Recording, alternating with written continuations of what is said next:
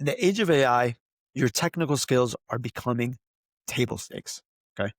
Everyone will have access to the same tools. Everybody has access to chat. The developer in New York and the developer in Mumbai will be able to use GitHub Copilot. It's not a big deal. Okay. The analysts in Chicago, the analysts in Singapore will both use the same AI powered analytics. These coding assistants, for example, they could potentially make a developer 55% faster. But if everybody has the same 55% boost, what actually is the differentiator? So what really is important is what makes you different. And that's your brand. It's how you think, how you communicate, how you solve problems, the perspective you bring that nobody else can bring to the table, your judgment calls, your taste, and your ability to connect the dots when others miss them. So it's not what you do, it's how you do it. It's who you are when you do it.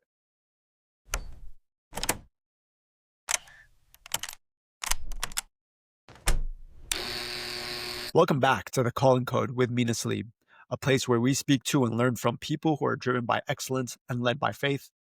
Today, we're talking about something I believe to be super important. Why I believe everyone needs to think like an entrepreneur in the age of AI. Whether we like it or not, AI is here, it's now, it's happening, and it will affect every part of our lives. I know there's some studies that say, oh, well, it's not having as much of an impact as we thought. It will impact everything from the way we make our money to the way we get our energy to the way we spend our time. It will impact everything, especially who is doing the work. And here's the thing. Here's something that nobody's telling you about AI. It's not going to just change your job. It's going to change what it means to even have a job. And if you're sitting there thinking, I don't really care about this, I'm not an entrepreneur, I'll never be an entrepreneur, I'm just going to try to continue to have a career and that will be good enough for me. I really need you to hear this. That mindset might be the most dangerous thing you can carry into the next decade. Right now, AI is being adopted faster than any technology in history. ChatGPT hit 100 million users in just 2 months. For context, it took the internet 7 years to reach that milestone.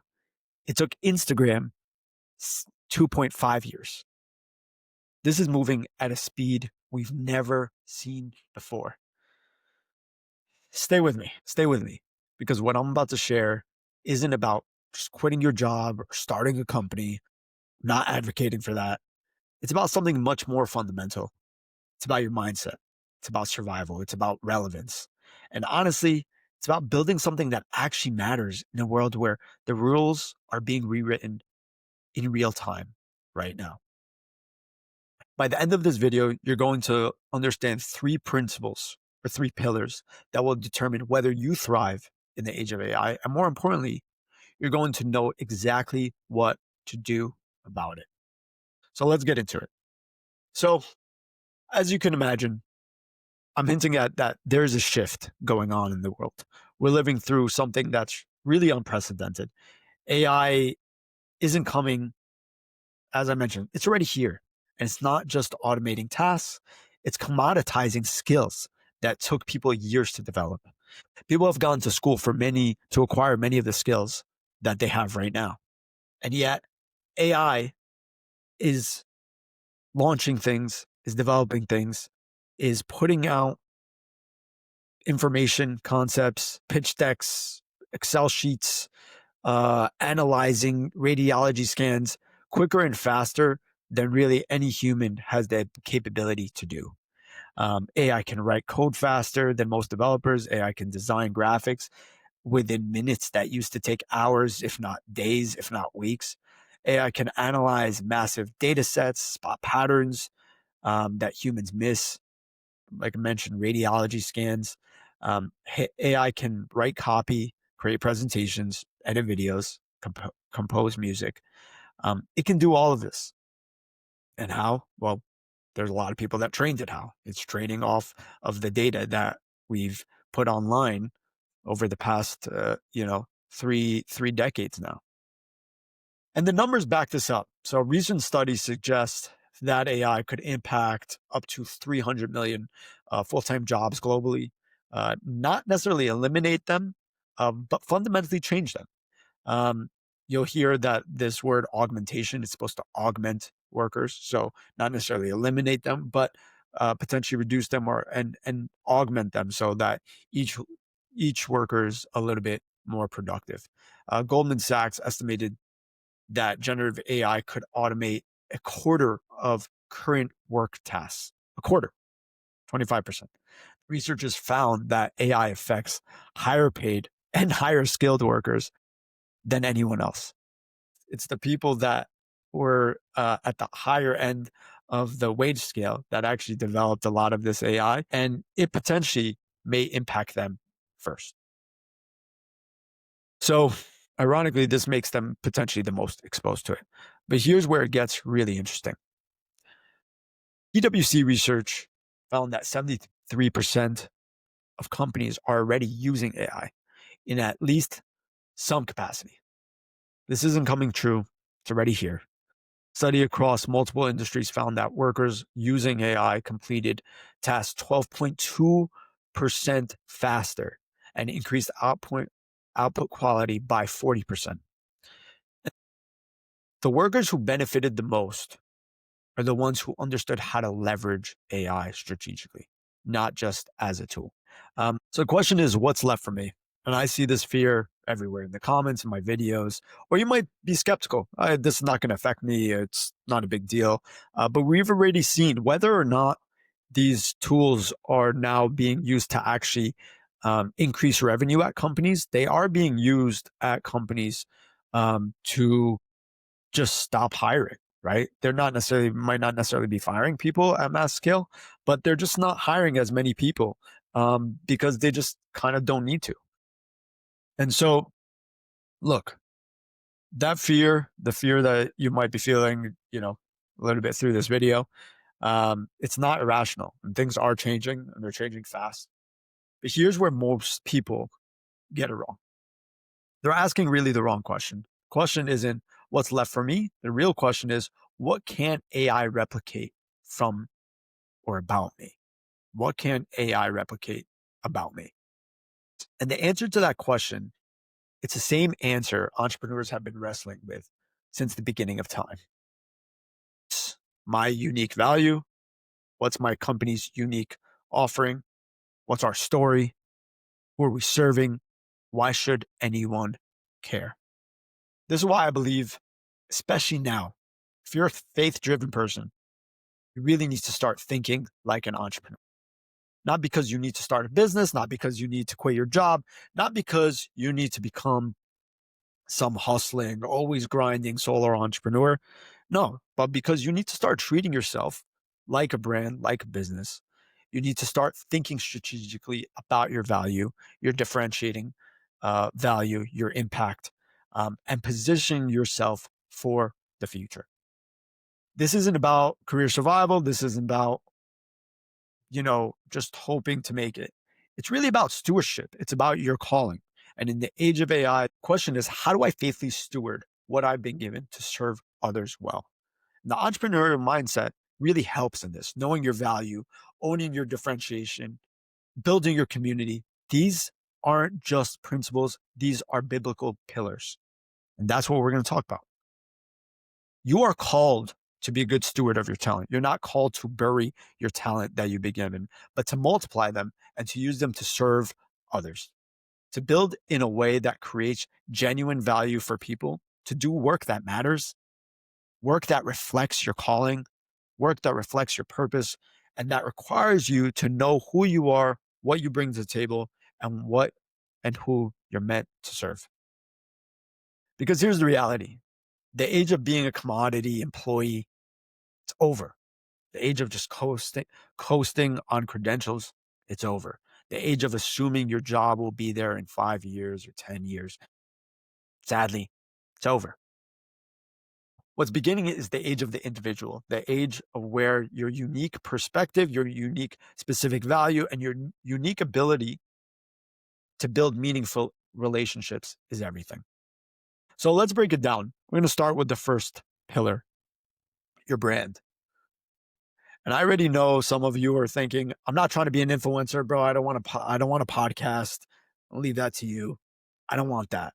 I don't want to post on social media all the time. I just want to do my job well and I want to go home. I get it. I get it. But hear me out. Here's a stat that I think might change your mind. LinkedIn research actually shows that employees with strong personal brands receive up to 7 times more profile views than those without one. And people with robust personal brands on professional platforms get approached far more often for opportunities, actually 5 times more often than those who don't invest in a personal brand. And it's not just about getting jobs. A survey of hiring managers found that 85% said that they're more likely to consider a candidate who has an established personal brand and thought leadership versus somebody who doesn't. Your brand isn't vanity. It's not about just being proud and I want everybody to see all the good things I'm doing. No, it's about visibility. It's about currency. Okay. When I see somebody having a personal brand, I see them to have more value to propel my brand if I hire them at my company, right? They will share the company's values and principles and what we're up to much farther than somebody who doesn't have a personal brand, who doesn't have a following. And when I say your brand, I don't necessarily just mean your LinkedIn profile or your Instagram aesthetic. I think those are important. I think they're important to have. I think they're important to keep up, especially if you're trying to really grow your professional career. But it also means, what do people think of you when you're not there? What's your reputation? What are you known for? When somebody mentions your name, you're not in the room. What are they saying about you? In the age of AI, your technical skills are becoming table stakes. Okay. Everyone will have access to the same tools. Everybody has access to chat.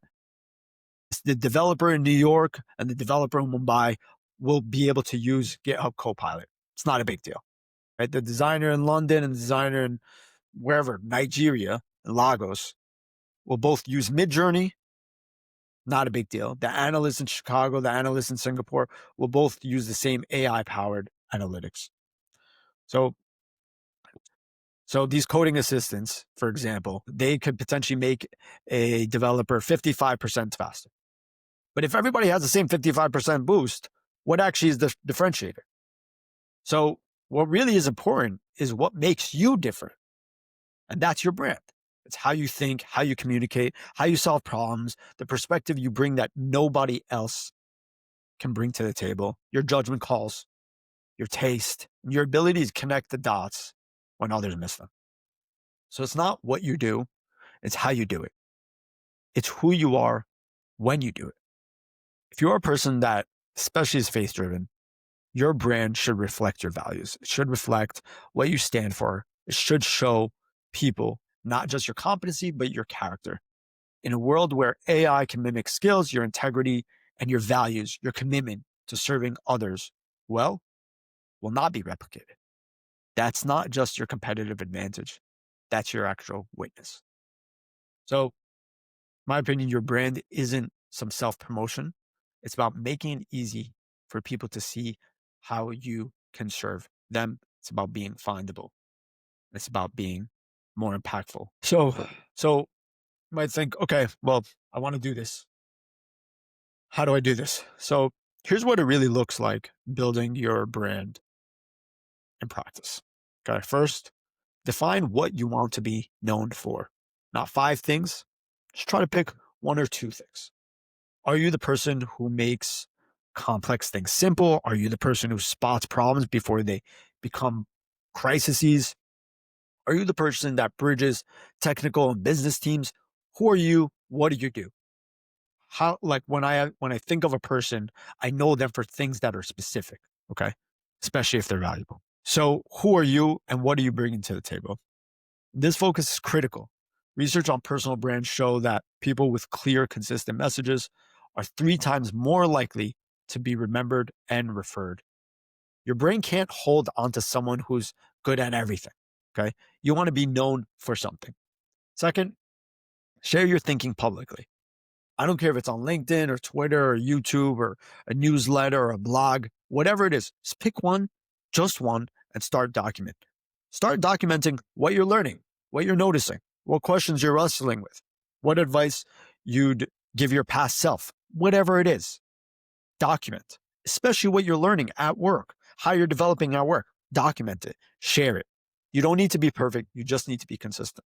Studies show on content creation that creators who post consistently are 3 to 4 times more likely to build an audience faster. Same thing goes for those looking for jobs. Third, stop hiding behind your company's brand. Yes, you work at a great company, super happy for you. But what happens when you leave? What happens when you get laid off? What happens? Is that portable? No, you're portable. You are portable. Your personal brand is your insurance policy. Because here's the truth. In an AI-driven world, being good at your job, sadly, might not be good enough anymore. People need to know who you are, what you're good at, and what is your brand so that that can actually propel you to potentially the next opportunity if you need it. Pillar 2, your differentiator. Okay, so we talked about your brand. That was pillar 1. Now we're at your differentiator. So every successful entrepreneur obsesses over one question. Why should someone choose me over everyone else? Why should somebody choose my product over other products? You need to be asking the same thing. And here's where I see people making the biggest mistake. Most people think their differentiator is their skill. I'm a great project manager. I'm a talented designer. I'm a skilled data analyst. I've been studying coding for the last 4 years. I'm a great doctor, whatever it might be. That's not a differentiator. That's a job description. That's like saying, hey, I have a restaurant and we serve food. Yeah, every restaurant serves food. So here's why that distinction matters. World Economic Forum actually predicts that by 2027, 4% of workers' core skills will be disrupted. That's almost half. Here's the interesting part. The skills that they see growing in importance, they're not technical skills. The things like creative thinking, analytical thinking, resilience, flexibility, personal skills, being personable, and leadership, those are the things that will be sought after. In other words, the uniquely human things about us, the things that come from specific experience and perspectives, will be the things that are sought after. Your differentiator isn't what you do, it's who you are. It's found in the combination of things that you bring to the table that nobody else can. It's usually found at, different intersections. So here's a couple examples. So maybe you're a software engineer who spent 5 years in healthcare and actually understands clinical workflows. Okay. You'd be a really good person to be at a health tech company. Maybe you're a marketer who has a background in psychology and understands behavioral triggers. Maybe you're a salesperson who came from a customer service background and genuinely listens to client pain points. You might become the best customer service person at the company. Ultimately, your differentiator is absolutely key. What are you bringing to the table that nobody else can? And it could be a very kind of weird and unique experience that you never thought actually would be helpful in a specific career or specific setting. But you actually find that again, I'll tell you something. I knew someone who was actually in culinary school and became a UX designer. They were in culinary school. They actually ultimately became a UX designer after that. Kind of seems random. I get it. But she approached problems very differently because of her background. She would think about where everything should be in place. She would think about flow and timing. And she would think about these small details that actually compounded over time, giving a better experience. And where did that experience come from? Her background in the kitchen. Very interesting. And that was her unique differentiator. So ultimately, you really want to find something that is your unique differentiator. So let me give you kind of a quick framework for finding these. Map out your unusual combinations. Okay. So write down your potential professional skills, your previous careers or industries, your educational background, what you studied in school, the clubs you were in, whatever it might be, your life experiences that shaped you, the services that you did in church, the things you might have organized in your nonprofits, your side interests, your hobbies, whatever it might be. Okay, where do these things overlap? Um, why are they kind of uncommon? And how do these diverse skills create kind of, are there patterns that you can see in your diverse skills? Okay. Step two, identify your unique insights. Ask yourself, what do I know that other people in my field don't? What are experiences give me? What have I experienced that give me a different perspective? What do I see that others miss? What am I curious about? What do people consistently come to advice for? What do people know me for? Whatever it might be. Step three, articulate it clearly. Step three, articulate it clearly. I want you to picture when somebody asks you on an interview, tell me about yourself. How do you actually articulate that? That's a great exercise. Can you articulate that? So remember, this is your edge. This is what AI can't replicate. Who you are, sharpen it, own it, build everything on top of it. And here's the hard part. You have to make choices. You can't just be everything to everyone. You have to pick a lane and you have to be willing to say, this is what I'm about. This is who I am. And let that speak for itself. I know it's scary, but it's necessary. So pillar three, really important, your community. And this, again, might be the most important part. Every entrepreneur knows your network is your net worth, but it's so much deeper than just this cliche that I'm sure you probably heard of by now. Here's something that people don't realize often. Research shows that 85% of jobs are actually filled through networking, not through job boards, not through applications, but through relationships. Another survey found that 70% of professionals got hired at a company where they had a connection. But here's what's even more interesting than that. People with larger networks, on average, earn 60% more than those with smaller networks. This isn't about privilege. It's about intentionality. It's about building a community. In the age of AI, your community is your sustainability plan. Your community is your warning system. Your community is your safety net. Because here's what AI can't do and will never be able to do. AI can't build trust. It can't create genuine relationships. It can't make people feel safe and valued and seen. It can't show up for someone when they need support. Only you can do that. That is human. I want to be clear about something. When I say community, I'm not talking about follower counts. I'm not talking about vanity metrics. I'm not talking about collecting LinkedIn connections like Pokemon cards. I'm talking about real relationships with real people. I'm talking about real relationships with real people. People that believe in your perspective. People that want to learn from you and teach you. People that will advocate for you when you're not in a room. People that will support you. People who will tell you the truth when you need to hear it. Your community is how you hear about opportunities before they're posted. Get introduced to decision makers. Learn what's actually happening in your industry. Test ideas. Find collaborators for projects. Build things that actually matter. And help you navigate really hard experiences. Personal anecdote, personal story.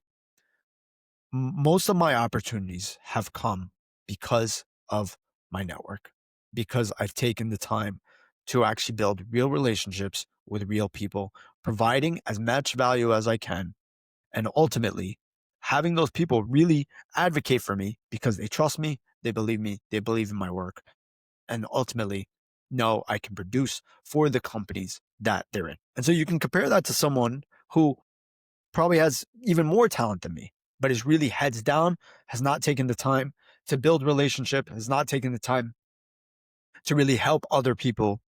And so they don't really have that network. So you might think, how do I build this community?